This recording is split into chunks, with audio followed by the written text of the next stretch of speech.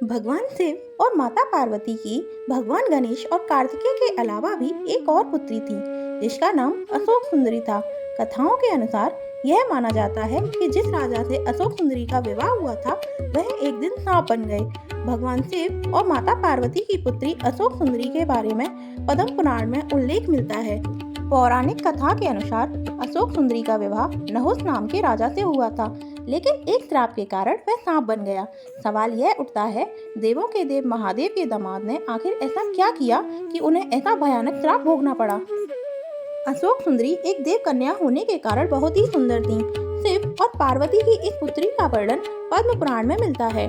पुराण के अनुसार एक दिन माता पार्वती ने भगवान शिव से संसार के सबसे सुंदर उद्यान में घूमने के लिए कहा। अपनी पत्नी की इच्छा पूर्ति के लिए भगवान शिव उन्हें नंदनवन में ले गए, जहां माता पार्वती को कल्प वृक्ष नामक एक पेड़ से लगाव हो गया। कल्प वृक्ष मनोकामनाएं पूर्ण करने वाला वृक्ष था, अतः माता उसे अपने साथ कैलाश ले आई और एक उद्यान में स्थापित किया। एक दिन माता अकेले ही अपने उद्यान में सैर कर रही थी, क्योंकि भगवान शिव अपने ध्यान में लीन थे। माता को अकेलापन महसूस होने लगा, इसलिए अपना अकेलापन दूर करने के लिए उन्होंने एक पुत्री की इच्छा व्यक्त की। तभी माता को कल्प वृक्ष का ध्यान आया और वह उसके पास गईं। वहां जाकर उन्होंने एक पुत्री की कामना की। क्योंकि कल्प वृक्ष मनोकामना पूर्ति करने वाला वृक्ष था, इसलिए उसने तुरंत ही माता की इच्छा पूरी कर दी, जिसके फलस्वरूप उन्हें एक सुंदर कन्या मिली, जिसका नाम उन्होंने अशोक सुंदरी रखा। उसे सुंदरी इसलिए कहा गया क्योंकि वह बेहद खूबसूरत थी। माता पार्वती अपनी पुत्री को प्राप्त कर बहुत ही प्रसन्न थी, इसलिए माता ने अशोक सुंदरी को यह वरदान दिया कि उसका विवाह देवराज इंद्र के सिंहासन को जीतने वाले शक्तिशाली युवक से होगा। माना जाता है कि अशोक सुंदरी का विवाह चंद्रवंशी ययाति के पौत्र नहुस के साथ होना तय था। एक बार अशोक सुंदरी अपनी सखियों के संग नंदनवन में घूम रही थी।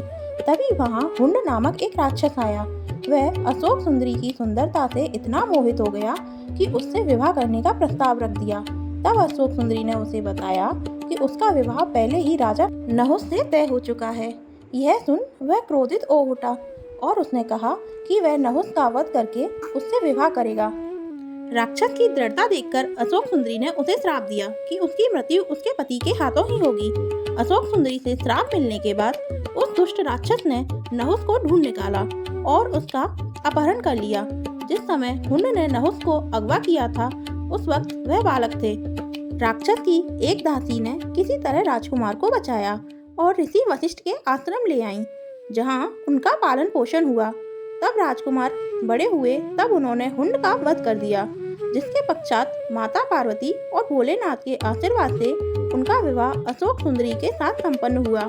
कुछ वर्ष में अशोक सुंदरी को ययाति जैसा वीर पुत्र और 100 रूपवान कन्याओं की प्राप्ति हुई। जब ब्रह्म हत्या के दोष से इंद्र छुप गए, तब देवताओं ने नहुस को देवराज के सिंहासन पर बिठा दिया। इंद्र का पद पाकर राजा नहुस में अहंकार व अधर्म घर कर गया। एक दिन इंद्र की रानी सची पर उसकी नीयत बिगड़ गई। उसने सची को अपने महल में बुलाया।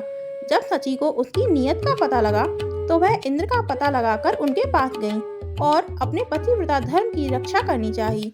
इस पर इंद्र ने सची को सलाह दी कि वह राजा नहुस को सप्त ऋषियों की दिव्य सवारी चढ़कर आने पर ही उसके अधीन होने का संदेश भिजवाएं। सची के कहने पर नहुस देवर्षि और महर्षि से पालकी उठवाकर इंद्राणी के पास चला।